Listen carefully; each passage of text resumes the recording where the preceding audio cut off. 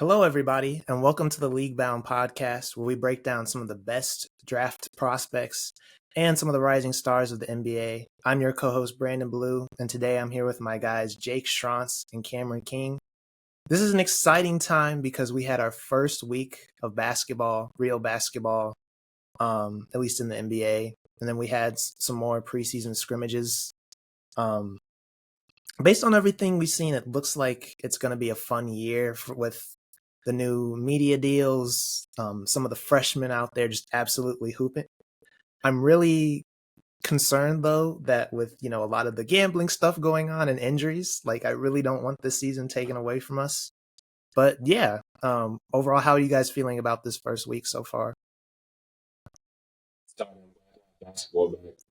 It's been a pretty epic first week. A lot of great games, both in the college and NBA level. So I've had a blast just watching as much basketball as possible over the last couple days. Yeah, I mean, whether it's been NBA stuff, I mean, Brandon with the Sixers shirt on, I'm sure we'll talk about VJ Edgecombe a little bit later on, but college and NBA, like all of the young players seem to be balling out at the same time. So this is the perfect time for us right now. Yeah. And we're going to talk about some of the rookies a little bit later. But first off, I wanted to get into some of these scrimmages that we've seen. Because now I think all three of the big three have kind of played, and some other prospects have balled out as well, or I guess played. But yeah, yesterday, I'll kind of start with Darren Peterson because I'm the Kansas guy. But yesterday, we saw Darren Peterson for the first time in a college setting. They were playing against Louisville, which also featured Mikal Brown, who is one of the top guards in this class, without a doubt. But he didn't have a great showing, but Darren Peterson did. And yeah, I just wanted to get your guys' initial reactions to what you might have seen. I don't know how much y'all saw, even if it was just the highlights. It's like it's a weird mix of like fluidity and like athleticism with him. Like he would like just watching him move, he just didn't like move like anyone else on the court. Like there was definitely like you could just it looked like somebody dropped the NBA guard in a college game. Yeah, I mean, whether it was the numerous 3-point shots that he hit from either deep or hella contested, that was super impressive. Like Cam said, his movement around the court coming off screens looked really quick and explosive. And I mean, from what we saw in this scrimmage against a team that's probably going to be pretty good this year, he looks like maybe the most dynamic three-level scorer in the country among the freshmen. I didn't think I'd be more impressed by anyone from after AJ DeBonsa put up 30 against Nebraska. And then we got huge performance from Cam Boozer, and then Darren Peterson looked unbelievable for Kansas. So I'm ecstatic right now. Yeah, I think the crazy thing about Peterson's performance is I feel like he didn't even really showcase what makes him so unique because, they were blitzing him. He was seeing doubles. He couldn't really drive that whole game, but he was like, okay, y'all are going to let me cook from the perimeter. And like 3-point shooting is something he had, but if you told me the first game he was going to come out and have like 9 3-point attempts and 6 threes in the first half, I like that wouldn't have been the first thing I would have thought. But yeah, he's going to let it fly and he can really shoot, but I still feel like there's a lot more to kind of be shown off with him. And that offensively, we know what we're going to get out of him, but I think defensively too, there was also a lot to like because obviously it's Bill Self's team. Like he's always going to have a physical defensive team, and I think he really bought in on that side of the floor too. Like there were some backdoor cuts he got beat on early, but he adjusted and he just stayed glued to cutters and people coming off screens. I feel like there were 1 or 2 turnovers he had where he wasn't even looking at the ball, but just because he was so attached to his man, he was able to get the deflection and make things hard. So yeah, I think on both sides of the ball, there's a lot to be excited about with him. And then on the other side of that, for Louisville, we had Mikal Brown, who it didn't really look great. I'm not gonna lie. For him, he's a great, shooter, scorer, but I think a lot of that is also I'm kind of curious what it's going to look like when he can't shoot the ball well. And we saw yesterday that kind of take place. But for him, a big question with him is getting downhill, being able to finish in traffic, things like that. And, he was getting some drives yesterday, but even when he did get downhill, it wasn't pretty. And you could tell that the strength was kind of bothering him. He couldn't get to his spots. Even when he did get to the cup, he couldn't stay balanced long enough to like really make a pass or a read out of it. So for him, I'm really hoping that obviously it's the first game, but I'm hoping that things look better as the season goes on. I'm not trying to overreact because it's also his first game and he was playing a physical team. But on that side of the ball, it just really didn't look good. Yeah, he struggled to really go out the rim. That's kind of been the story with him, like throughout his career. Like for as good as he can shoot, getting to the rim has always kind of been like a mixed bag, just because he's been smaller, and even now that he's like a taller player, he's still like filling out. So he's kind of struggling to finish through contact at the moment. I think that really showed up in the Kansas game. I think also the way Kansas is built, where they don't really have like a true point guard, they have like a bunch of hybrid guard wing type players that are like a little taller, a little more physical. Like that really bothered him, just because he wasn't like necessarily at an athletic advantage, and when his shot wasn't falling, he really couldn't get anything going. And then when he got downhill, like Floyd Badunga, guys like that down low, just kind of forced him to alter shots, and he wasn't strong enough to finish through yet. Also, like you said, I don't want to overreact. It's just a scrimmage. To be honest, like this isn't even like an actual game yet. Some guys like take a little bit longer to get going. For him, I think his teammates are gonna have to free him up a little bit more on offense. I would like to see him like maybe get into a rhythm off ball first, like get some catch and shoot opportunities, and then start to try to get for himself. Yeah, especially. I agree. I mean, like Mikal Brown Jr., he's got one of the best releases in the entire freshman class. I mean, that when he did make that perimeter shot, like it looked really, really good. So I think more catch and shoot opportunities is a good point to get him comfortable, get him making shots, and then once he's in that rhythm, that's when we'll see that dynamic ball handling and the perimeter playmaking. Yeah, it felt like yesterday he just had to force so much, and I think when there were like one or two in rhythm shots where like it looked a lot better. But yeah, I think again you can't overreact to the first game, or you shouldn't overreact. It's really not even the first game; it's just a scrimmage exhibition. But I think a lot of the flaws that he has were kind of on full display. So he's somebody I'm still high on, but like definitely want to monitor that throughout the year. But yeah, so we talked about that game, but I think AJ DeBonsa was one that all three of us were kind of locked in on. At least I don't think we talked about the Nebraska game yet. Jake, I know you had your short, but Cameron, I know, was actually at the game, and it was a fun, even though BYU lost. I still think there was a lot that AJ showed and why he's kind of in this top three category. From the shooting, the downhill drives, defense. I know people on Twitter were kind of having their qualms with it, but I thought that he showed some promise on that side of the ball as well. What did you guys like from that Nebraska scrimmage against BYU? He just looked like a totally different level of athlete than what Nebraska was really able to put out there. Like he could kind of get downhill whenever he wanted to. His shot looked really good. It's a little flat. I noticed, like, I think that comes from, if you look at his release, sometimes he can push more out than up. So that's something that I'm interested to see how it gets like tweaked and ironed out moving forward. But he made shots in the actual game against Nebraska. He defended well with me on ball.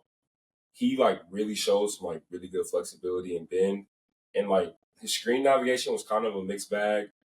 He was like extremely like flexible and able to get around some screens, and some screens he would just kind of die on. Overall, he played like really great. Like he had 30 points, and I kind of wanted like BYU to get him the ball more. Rob Wright didn't really play in the second half, so he kind of initiated the offense in the half, and that didn't look as great, but just the flashes he showed, like it was very impressive.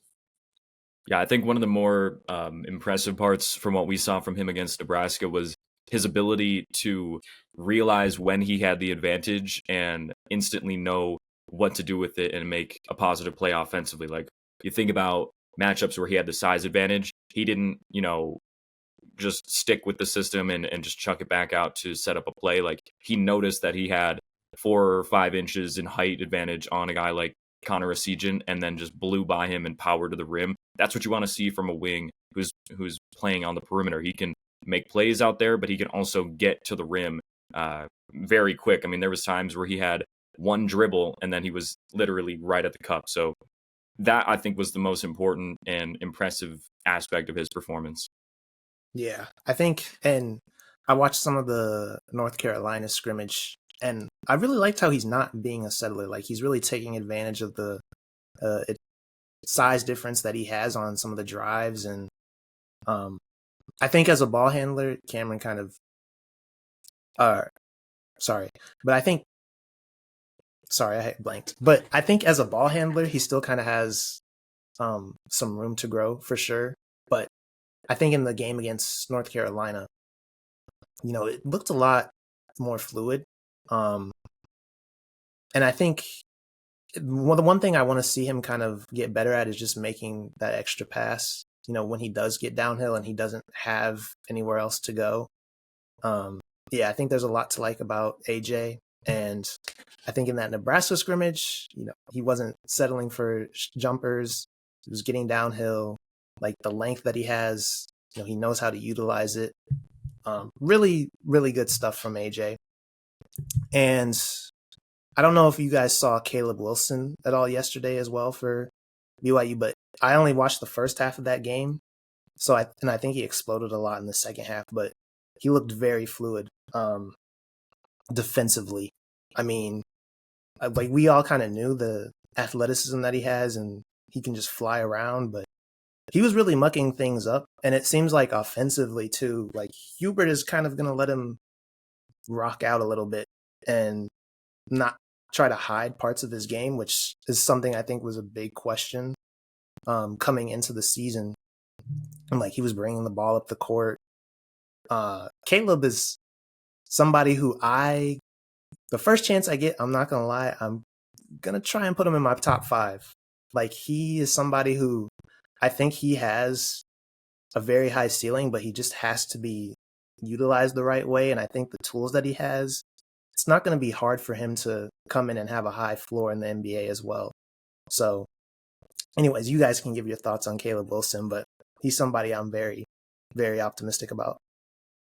He's somebody I'm kind of like with you. Like, I have him really high on my board. I think the only thing stopping me from like his situation, and like, also want to see how the shot comes around. Like, there's been like hints of him like actually improving it a lot. Didn't necessarily show up that great in the BYU game. Like, he had a couple tough misses, but he was able to really get to the rack. He was versatile on defense. That's also something I noticed about AJ in the Nebraska game. He guarded wings and guards really well, but he also was able to hold his own when Bass tried to post him up. So I think they're kind of similar in that way, that they can guard a bunch of positions. I think Caleb is just a little bit more advanced on ball and off ball. On that side of the floor, Caleb really like mucks things up. He uses his length to really dissuade people from taking shots sometimes. Like, he's a really high level defensive prospect for me. And I think the more he can provide on offense, the higher and higher he'll soar up on. Okay. And Cameron Boozer also played on Tuesday, I believe, during the first of the NBA games. I unfortunately was not able to see his game because I think it was on like ACC Network Extra. So, and you have to have like that special ESPN plan. So I didn't watch it, but do you guys have any thoughts about that? I know he plays tomorrow as well, so we'll get to see more of him again, but Really hard to stop in like the college level. I think what he showed is like against teams that don't have like a really big like physical center, I think like they're gonna really struggle. And if you put a 4 on him, like a college level 4, just you can kind of wrap it up. Like, dominated with just like his physicality, and then he also like showed all the things that make him like as highly touted. Like he can really shoot the ball. It's slow, so like it's something that I think eventually is gonna have to be sped up. But he was able to get to it and kind of shoot it with a good amount of range in that game.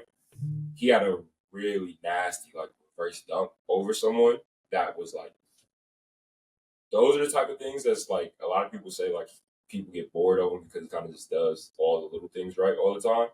If he can have more plays like that, I think people start to like change that narrative on him. Like I think he's actually like has the potential to be really exciting at times. I just think the different roles he's played at different spots in his career kind of like why would he need to be when he can just kind of do what he does and dominate the game at the high school level. Yeah, and I think we've seen already, like just in that first game, like, he's gonna attract so much attention too. Like I think he's already got kind of a dangerous team around him, but I think it's only gonna make everybody else around him so much more impactful just because of the gravity that he's gonna attract. And I think he's a player who like he does just about everything. Like I think he could have another Cooper Flag type season and just elevate that team, and they go on another deep run in the tournament. Like I think I am kind of getting to the point where I feel like Boozer could just be a player night in, night out. Like maybe it's not the most flashy, but you look at the numbers, you go and like watch the possessions, like he's just doing extremely efficient things out there, completely elevating the ceiling of the Duke squad. Like like I didn't see the full game, but kind of like watching those highlights, it did make me kind of think like I don't know if he'll go number one still, but I'm like it's not as wide of a gap between Darren and AJ and Boozer as I thought it was coming into the first of these scrimmages. So yeah, I'm excited to monitor that race for the rest of the year. Yeah, I feel like I remember when we ranked the three prospects, I think the only one to put Boozer at one, and we all kind of had almost different but somewhat similar top three orders going into the preseason. But I really do feel like this year, if these guys are able to continue this level of play that we've seen from these scrimmages, this might be one of the best big threes that we've seen in the last decade. I mean, I'm thinking back to maybe like 2021 when Cade Cunningham and Evan Mobley and Jalen Green were in there. But I have a feeling that at least one of these guys could have a better career than what we've seen from Jalen Green so far. And I think, already seeing the similarities from a Darren Peterson to Cade Cunningham, and you've got another big man inside like Cam Boozer who could be just as good as an Evan Mobley. Like we legitimately might be looking at one of the best top three freshmen in college or going to the NBA next year in a long time. I know this could age very poorly, but I feel like seeing all three of these guys in action and like just what they project as, it's really hard for me to see them not reaching their capabilities. Like with Jalen Green, that whole situation was different because coming into that draft, he really didn't have much tape. Like he had the G League stuff in like high school, but it was a situation where, he played however many 8 games before that year.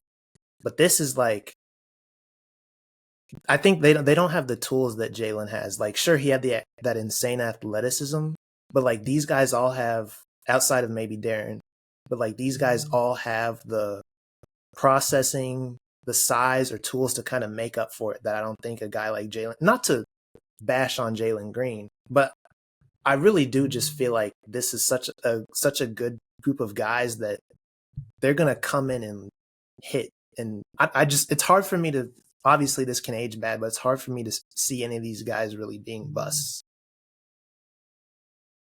These guys are like, they're really, really good already. And it's like, and the things they keep adding to their games, it's kind of like what a lot of people said about Cooper last year, how you could just keep seeing his game like evolve. I think all three of these guys have kind of had varying levels of that. I think all three of these guys are like really, really good. I just can't really see them busting at the moment. However, something like I'm struggling with currently, I have like a ton of players that are like I have projected as like lottery talents, and there's only 15 spots. Like this freshman class in general is really, really talented, and so far they all look to be performing to like really, really high levels in the scrimmages that have happened so far. Yeah, I don't know if you watched it, Cameron, but I saw some of the Arkansas guys too. They hooped out, and Acuff Thomas. Yeah, and like even outside of like, I have a lot of guys too who I feel like might not even get drafted. Like even when watching the KU game, like Bryson Tiller really jumped out at me. And I think for our front court, he's going to be huge. But there's just so many guys who it's like I really see the vision, even if they don't go this year. Like Rob Wright too is another guy who, like, again, he might not go out this year, but I can see him once he gets to the NBA. I feel like he's just going to put it together and be a really impactful guard.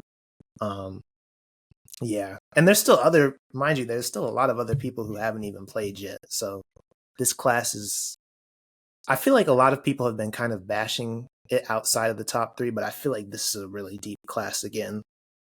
It's kind of brutal to think about the Brooklyn Nets just took 5 first-round picks in last year's draft. And just thinking about if a team had 5 first-round picks in this 2026 draft, I legitimately think they could be walking away with multiple All-Stars in the future.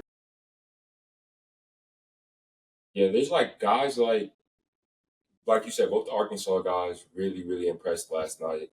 Sean Abayev played really good in their first scrimmage. Jasper Johnson played good in their scrimmage last night. Like, there's guys that I think a lot of people are expecting to come back that, like, I'm just not ready to book as returns yet. But there's only 30 spots, and there's, like, so many kids that are really performing at a high level right now.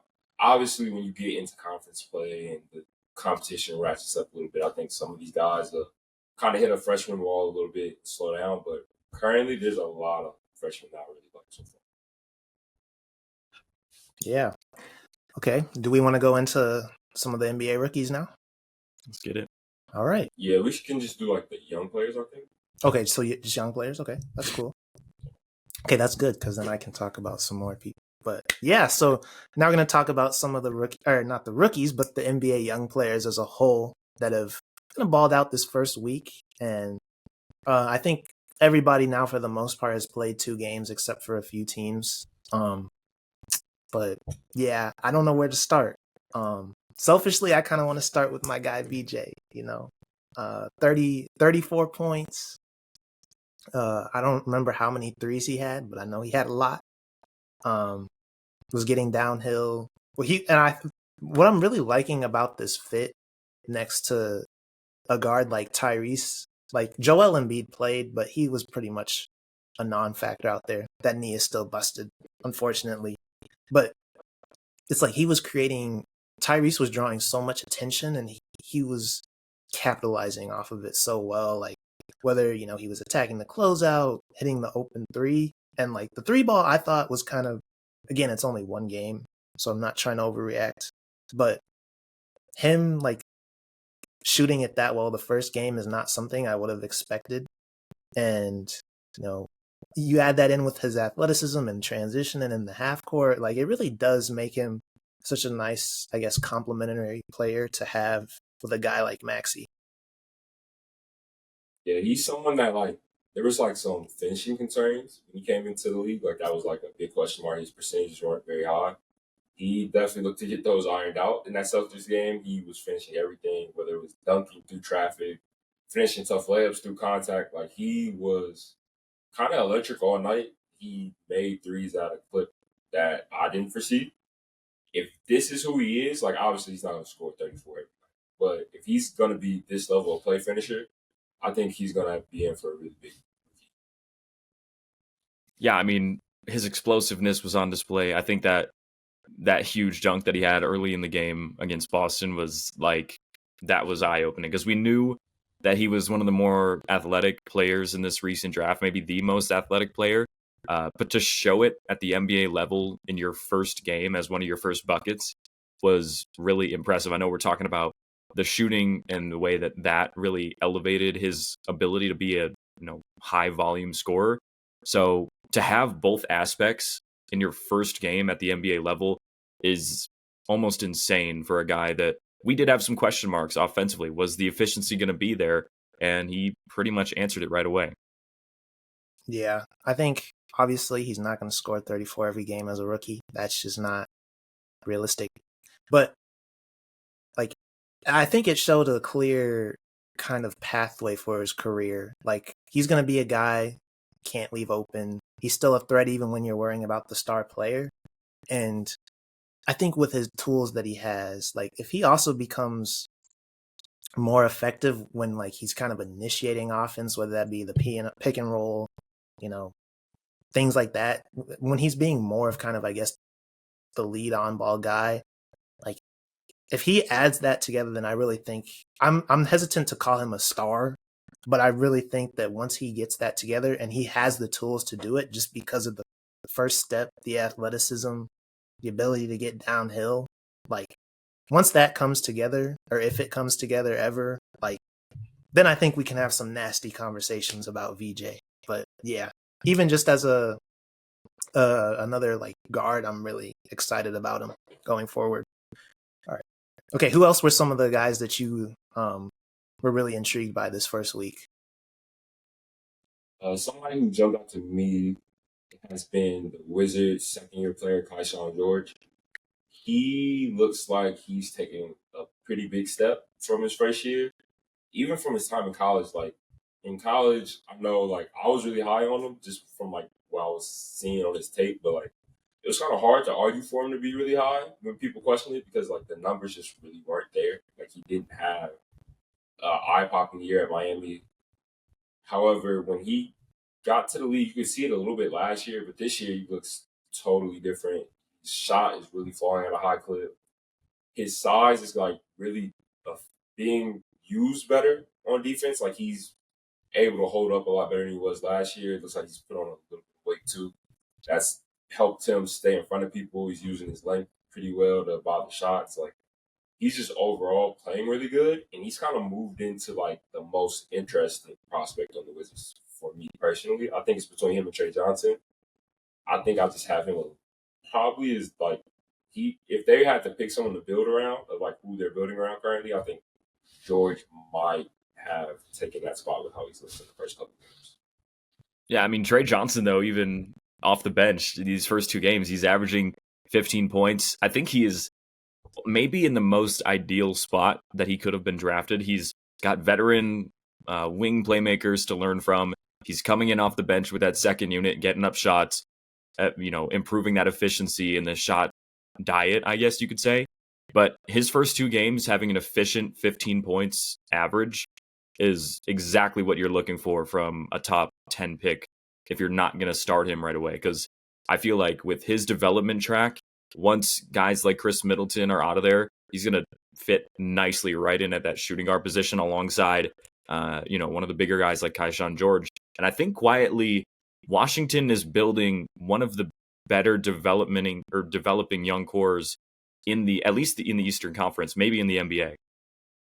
Yeah, for sure. Speaking on both of the guys, like George, it's 2 games in, but like it really looks like he's taking that step forward this year. And like it's big because when they had that draft 2 years ago and they got all those young players like Sarr and Carrington, like I think they all can really morph into good players, but at some point you need to kind of have what's the word? I guess like a hierarchy of, players you want to build around, like figure out, okay, who's kind of our cornerstone, who are maybe some good guys that we can build around or maybe trade. I feel like inevitably when you have so many young guys, it's like you just kind of have to do that at some point. But yeah, George, like the tools that he has and like him with the shot, the defense, like it does look really nice.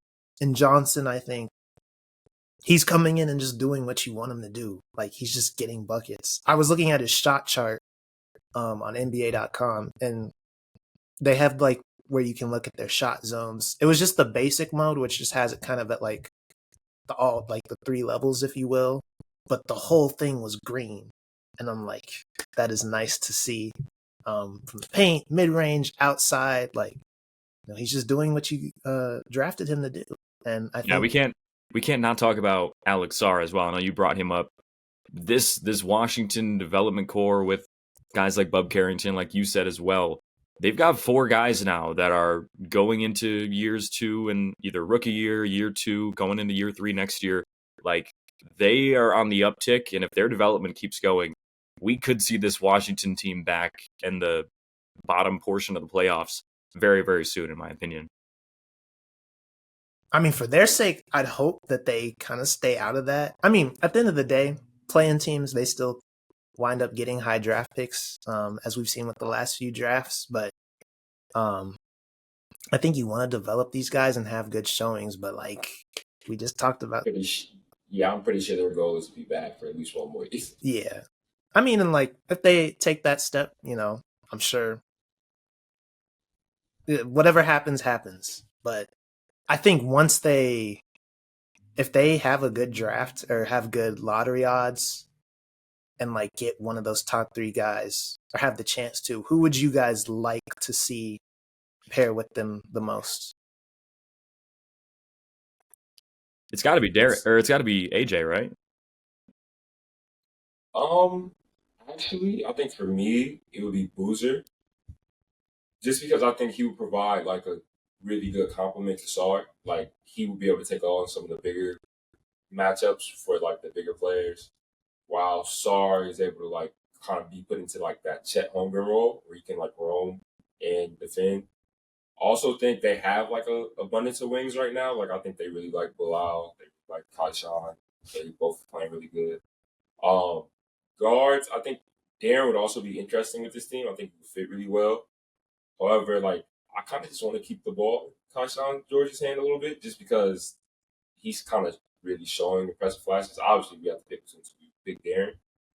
I just think Boozer might be the best fit with the core is constructed currently. Yeah, I'm kind of on the fence between Peterson and Boozer, but I think I do lean more towards Boozer. The only reason I kind of say Peterson is just because, like, I think what he projects as offensively, like, for a team like the Wizards, that's still kind of what they need. But at the same time, Boozer, he's so versatile, and like you said, I think, especially now because we're seeing the resurgence of these double big lineups, and I think with Sarr and Boozer together, like, I think a lot of Sarr's flaws would be canceled out by Boozer, if that makes sense. So, I don't know. I think I'm interested to see where they do end up in the lottery once the season ends, because like we just talked about, I think they've got a lot of promising players that are starting to emerge, and some guys maybe even haven't even really hit their stride yet, which I think could really elevate things. But anyway, moving on from the Wizards, who else were some guys that really jumped out to you? Are we counting Wemby as a young guy?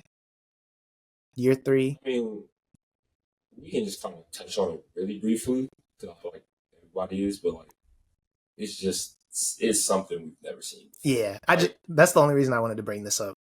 Yeah, it's like, it's insane that he's this good as a 3rd-year player, and like how he keeps growing his game is really impressive to me. Like, you can just kind of tell they're really deliberate in adding stuff. Like, last year, they really focused on getting him to work on his perimeter skills, shoot the 3 a little bit more.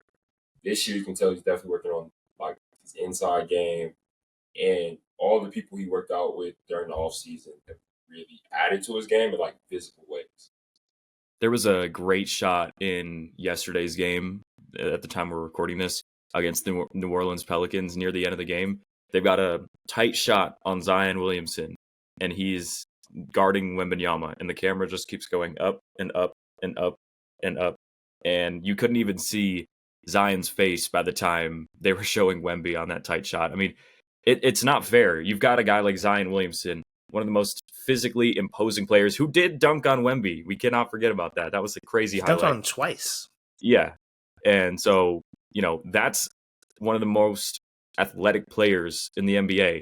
And Wembanyama is just not even on the same plane as him at times. He's shooting over him, or he's going right over the top of a guy like Williamson. It's just incredible to see. Yeah, he had 9 blocks yesterday, almost had his first triple-double of the season, I think. We don't have to spend too much time on him, but when you're 9 blocks. But like in the Mavericks game, he was taking AD off the dribble comfortably and like just dunking over him. That I think he only had 1 3, but that little when he got hot and yeah, bro, it's he's if you have to like build a team to like defend him, it would be the Mavericks. And how he treated them that first game was very rude of him. Like just everything he did was insane. But while we're on the Spurs, how did you guys feel about Dylan Harper's performance in the first few games so far? Harper, I think he's done a really good job of like I didn't see all of the game yesterday, but I think he's done a really good job of like maximizing his reps when he's not had the ball in his hands, and even when he does, like I think he had quite a bit of turnovers, but I kind of went and watched all of them, and like they weren't bad turnovers, they were like just kind of we're still trying to build that connection because I think a lot of them were lobs and like he had a few to Wemby. I think one yesterday where he threw it like too high. But outside of that, like, yeah, I think he hasn't even hit his peak for just this season. And I think he's still giving them quite a lot of good minutes. Just knowing where to go with the ball, when to cut, taking advantage of, the spacing that he has on the floor. Like Harper has looked really polished, in my opinion. He's low-key kind of the perfect Spurs player now that I've kind of seen him on the floor, just kind of like with that IQ and like the things that he does, the feel he has. Like he's been really good in my opinion. We're seeing him hit double figures scoring, and I feel like at all times when he's been on the floor, he's been at best the second option offensively. So to see him be that effective when they're not even really drawing anything up for him to get a shot off, like that's exactly what they have to be excited about with Dylan Harper, because once he does get that opportunity to be, that 1-2 punch potentially next to a guy like Victor Wembanyama, what is that ceiling going to look like? Because he's already putting up 15 points off the bench in a game where he's basically just like a fill-in offensive player. Yeah, he to me it's like kind of strikingly similar to Castle in a lot of ways. Actually, like they both like have this ability to get downhill and really like finish around the rim at a high level. That was the most impressive part to me about Harper's first game was like how easily he got downhill and like how he could finish through contact.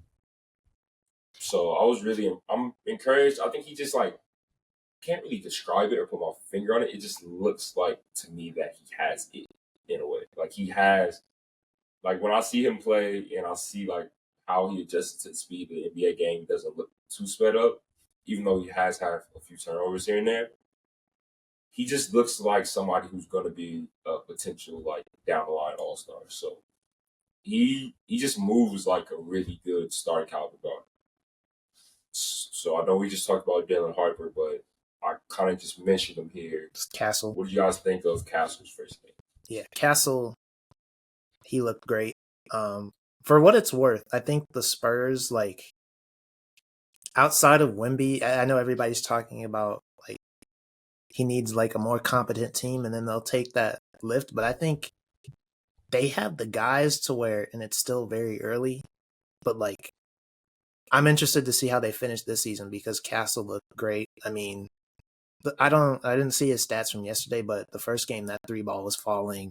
And like you said, he's a defensive menace also. Like he can get downhill.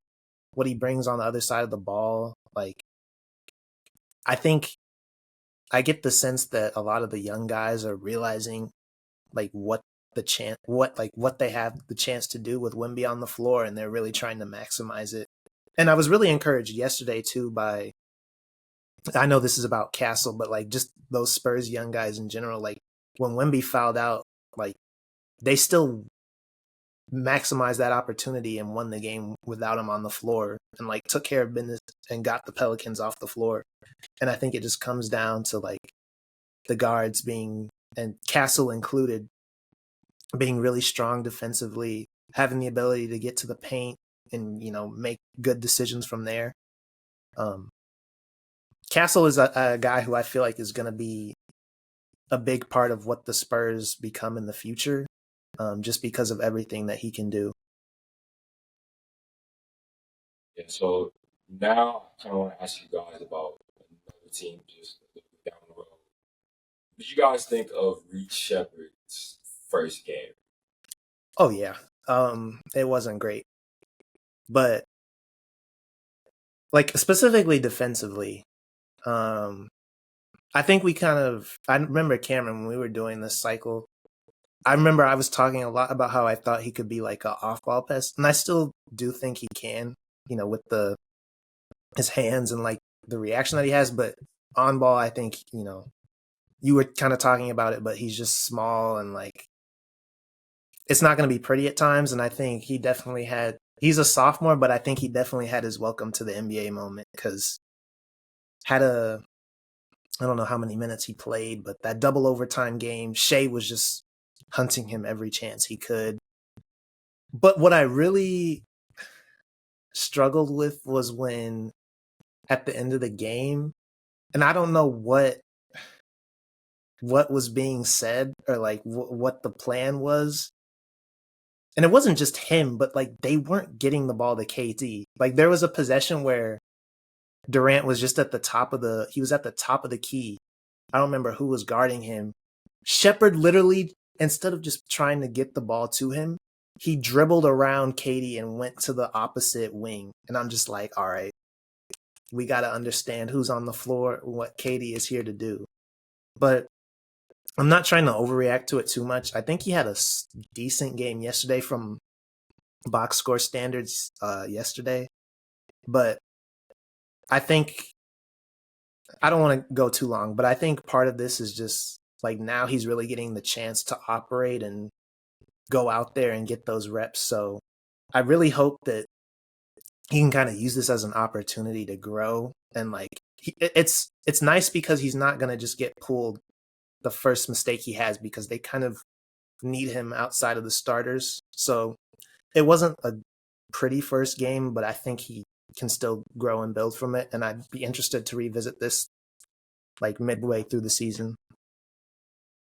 He's someone I'm definitely like gonna keep a really close eye on this season just because I think him more than almost anybody else in his class, like he has such a big like impact. He'll have such a big impact on how good the Houston Rockets are this year.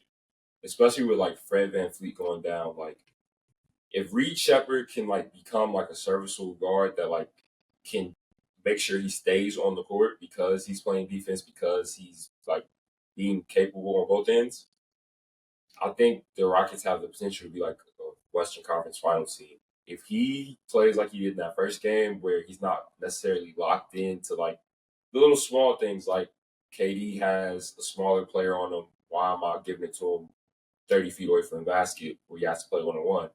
Let me get it to the 7-foot guy at the elbow or at the short corner, or just this getting to know KD, where he likes the ball, making good decisions with the ball, and also like just giving us something on defense. Like you can't be the one that's getting hunted every time up the floor.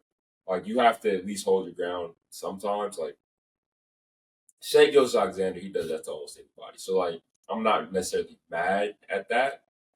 However, like the giving up Lou Dort straight line drives and like spin layups, like had Lou Dort doing things he's never done before. That can't happen.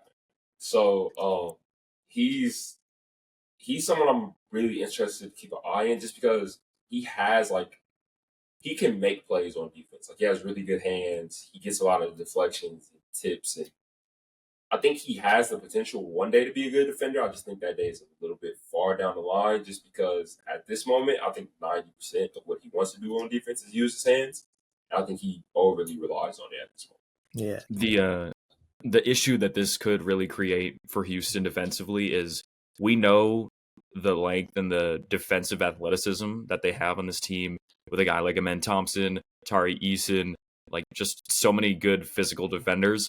But if at all times all of these good defenders are just in rotations, like if Reed Shepherd gets beat to the rim and someone has to come down to try to fill that lane, then all of a sudden their man is open and Reed is going to have to be lightning quick to get over there and fill that, because if all it does is just move all of the actual good defenders into help defense, that just completely eliminates what they're out there to do. So yeah, he needs to cut on that TJ McConnell tape instantly and figure out a way to guard one-on-one.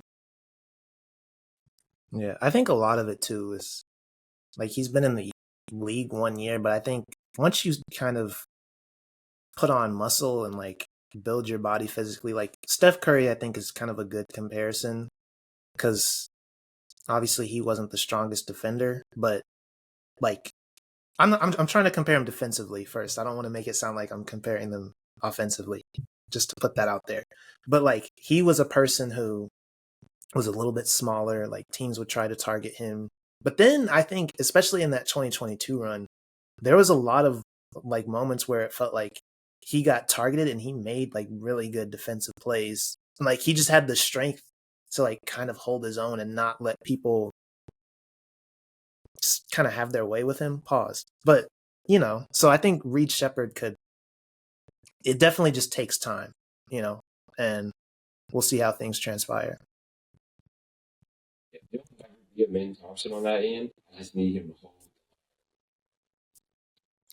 And he needs to make sure, if he is going to have defensive lapses and bad performances, he can't really afford to have a lot of games where he's doing that and also shooting, 3 of 9 from 3. He has to make sure he can make up for it on the offensive end. He can't have bad games on both sides, or else there's really just no reason to put him out there on the floor. For what it's worth, he was playing the Thunder, and that's like one of the best defensive teams. But yeah, I definitely agree with that statement. But I think also first game of the season, he'll be fine. Anyway, who else do we want to cover? I feel like, do we want to talk about Cooper Flagg? He hasn't had the greatest start, but Yeah, I think we can finish with Cooper. I think I kind of go. oh, okay. Well, if you want to wrap up, we can. Hey, we can talk about Cooper. Okay. All right, yeah, but Cooper, I feel like kind of a clown for coming on here and talking about him, because in preseason, like the reps with him at point guard they look pretty solid. And now it's like it's definitely that learning curve is hit, and it's only 2 games in, but I still think that it can work. It's just the turnovers and like him not really putting pressure on the defense when he does have the ball in his hands has kind of been the main culprit of why it doesn't seem like it's working out so far. Again, I know we have to wait a while, but I am interested to see what it looks like when Kyrie is back. And even they have D'Angelo Russell also, so I do want to see more of like what those minutes with him and Flagg together look like, just when Flagg isn't being asked to do so much and he can be a little bit more comfortable. But yeah, what are your guys' thoughts on Flagg? I mean, this is kind of the plan. Like, in a way, like, I get a lot of people are like kind of up in arms. They don't want to see him like run point guard because at the end of the day, it's not the best way to use his skills as currently constructed. Like, he's not a point guard. However, I think it's like you kind of have to deal with the growing pains in order to get like the long range reward from it down the line.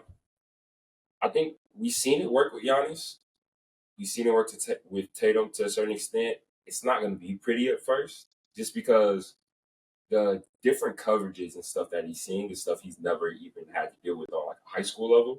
It's really hard for actual guards to translate to the league early, just because of how complex the defenses are, how fast the game is moving, let alone trying to get somebody who's never really played this role into this role. So I expect some growing pains. However, like I'm just kind of I think the risk is worth the reward. I don't think you're going to like ruin him as a player if he doesn't have a successful. If he doesn't win Rookie of the Year, I think it's not the end of the world. I think the potential gain or reward down the line of him being like able to run an offense, being able to play that like point forward role, could ultimately be the difference of him being like a multiple-time All-Star versus like a perennial All-NBA guy. So I think it's just kind of the necessary thing you kind of have to sacrifice up front. Yeah, I think it's interesting too because they have so many players that make them competitors now, or in theory should. But at the same time, you do, to your point, Cameron, you do also kind of have to juggle like developing your player with also competing. And so I think that's also just the tough part that the Mavericks are having to deal with. Jason Kidd, obviously, we talked about this. I think it seems like they're going to keep trying to do this down the road, but Flag, I still think, he can win that Rookie of the Year. Obviously, it's 2 games in, but we'll see how it looks throughout the rest of the season. Yeah. Anybody else you guys wanted to touch on, or are you guys ready to go? Okay. All right. Well, thank you guys for listening. Yeah, I'm really excited for the rest of this season. Good first week of basketball, and we should have more going forward.